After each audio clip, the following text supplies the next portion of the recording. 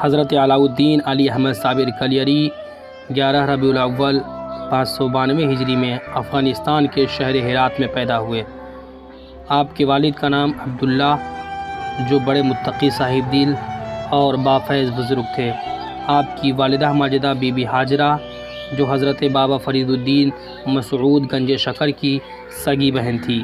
آپ کے والد کے انتقال کے بعد آپ کی والدہ آپ کو لے کر ہرات سے آجودھن یعنی پاک پتن شریف میں حضرت بابا فرید الدین مسعود گنج شکر کی خدمت میں حاضر ہوئیں اور حضرت علاء الدین علی احمد صابر کلیری کو حضرت بابا فرید الدین کے سپرد کرتے ہوئے فرمایا کہ اب اس بچے کی پرورش و تربیت آپ کریں۔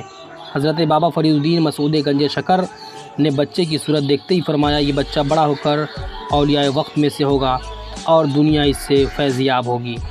بابا فرید الدین نے خود آپ کو تعلیم دینا شروع کی۔ آپ کی ذہانت کا کمال تھا کہ آپ نے 3 سال کے اندر ہی تمام علوم ظاہری حاصل کر لیے۔ 3 برس کے بعد آپ کی والدہ بھائی سے یہ کہہ کر ہرات واپس چلی گئی کہ اب بھانجے کو علوم باطنی میں بھی کامل کر دیجئے اور کوئی تکلیف نہ ہونے دیجیے گا۔ حضرت بابا فرید الدین مسعود گنج شکر کو بہن سے بہت محبت تھی۔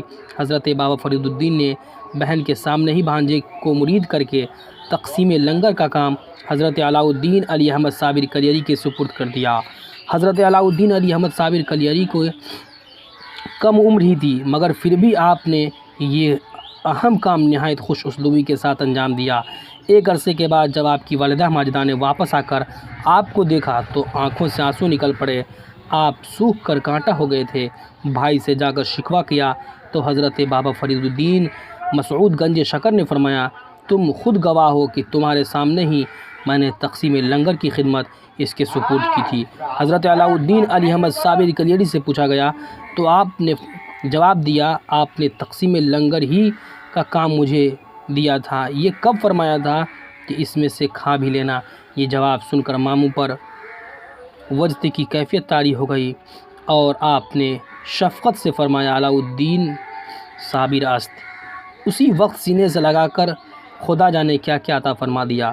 اس کے علاوہ بھی آپ کے مجاہدے اور کرامتیں اس درجہ شدید صبر آزما تھی کہ انہیں سن کر حیرت ہوتی ہے۔ کثرت مجاہدہ اور فاقوں سے آپ کی طبیعت میں ہی بہت قہر و جلال پیدا کر دیا تھا۔ ایک دن حضرت علاء الدین علی احمد صابر کلیری کی والدہ نے حضرت بابا فرید الدین مسعود گنج شکر کو آپ کی بیٹی سے علاء الدین علی احمد صابر کلیری کی شادی کی بات کی تو بابا فرید نے فرمایا کہ علاء الدین صابر کلیری کو شادی اور بیوی کا ہوش نہیں ہے، لیکن بہن نہیں مانی اور بھائی سے رشتے پر اصرار کرتی رہیں۔ آخر بابا فرید الدین نے بہن کے جذبات کا احترام کرتے ہوئے اپنی بیٹی خدیجہ بیگم کے ساتھ حضرت علاء الدین علی احمد صابر کلیری کا نکاح پڑھا دیا۔ آپ نے دلہن کو اپنے حجرے میں دیکھا تو دریافت کیا تم کون ہو؟ خدیجہ بیگم نے جواب دیا آپ کی بیوی ہوں۔ آپ نے فرمایا جب ہم خدا کے ہو چکے ہیں تو پھر ہمیں غیر کی کیا ضرورت رہی؟ جب آپ نے ان پر نظر ڈالی تو دلہن کے جسم میں آگ لگ گئی۔ صبح کو ماں آئی تو بہو کو راکھ کو دیکھ کر غصے میں کہا میں تمہارے ماموں کو کیا جواب دوں گی؟ انہیں بھی فوراً بخار آ گیا اور کچھ روز بعد وصال فرما گئی۔ اس کے بعد آپ جو حجرے میں داخل ہوئے تو پورے 9 سال اندر ہی رہے اور باہر نہیں نکلے، نہ کچھ کھایا نہ پیا۔ 9 برس کے بعد حضرت بابا فرید الدین مسعود گنج شکر جب حضرت مخدوم کے حجرے میں صبح کے وقت گئے تو دیکھا کہ آپ استغراق کے عالم میں بے حس و حرکت بیٹھے ہیں۔ آپ کے کان میں 7 مرتبہ الا اللہ بلند آواز سے کہا تو ہوش میں آ گئے اور مرشد کو سامنے دیکھ کر قدم چومے اور آداب بجا لائے۔ حضرت بابا فرید الدین مسعود گنج شکر نے آپ کو باہر لا کر خرقہ خلافت عطا کیا اور سند لکھی اور اسم اعظم کی تعلیم دی۔ حضرت بابا فرید الدین مسعود گنج شکر نے آپ رحمۃ اللہ علیہ کو دہلی کے لیے متعین کیا اور فرمایا پہلے ہانسی جا کر اپنے بھائی جمال سے اس پر مہر ثبت کرا لینا۔ جب آپ سند لے کر ہانسی پہنچے تو حضرت شیخ جمال الدین ہانسوی نے نہایت محبت و احترام سے آپ کی مہمان نوازی فرمائی اور پیر روشن ضمیر بابا فرید الدین مسعود گنج شکر کے حالات صحت و معلومات کے متعلق گفتگو کرتے رہے۔ اسی دوران مغرب کی نماز کا وقت ہو گیا۔ نماز سے فارغ ہونے کے بعد حضرت مخدوم صابر کلیری نے دہلی کی خلافت کے لیے حضرت بابا فرید الدین مسعود گنج شکر کی سند خلافت حضرت جمال الدین ہانسوی کو پیش کی اور فرمایا آپ اس پر مہر ثبت کر دیجئے۔ اسی وقت چراغ گل ہو گیا تو جمال الدین ہانسوی نے فرمایا بھائی چراغ گل ہو گیا ہے، صبح مہر ثبت کر دوں گا، لیکن آپ نے فرمایا نہیں، دوسرا چراغ منگوا کر اسی وقت مہر لگا دیجیے۔ جمال الدین ہاشمی نے دوسرا چراغ منگوایا۔ ابھی آپ مہر لگانا ہی چاہتے تھے کہ دوسرا چراغ بھی گل ہو گیا۔ اب آپ کو صبح مہر لگوا لینا۔ اسی وقت حضرت علاؤالدین علی احمد صابر کلیری نے اپنی انگلی پر دم کیا تو انگلی روشن ہو گئی۔ آپ نے جمال الدین ہاشمی سے فرمایا اب آپ مہر ثبت کر دیجیے۔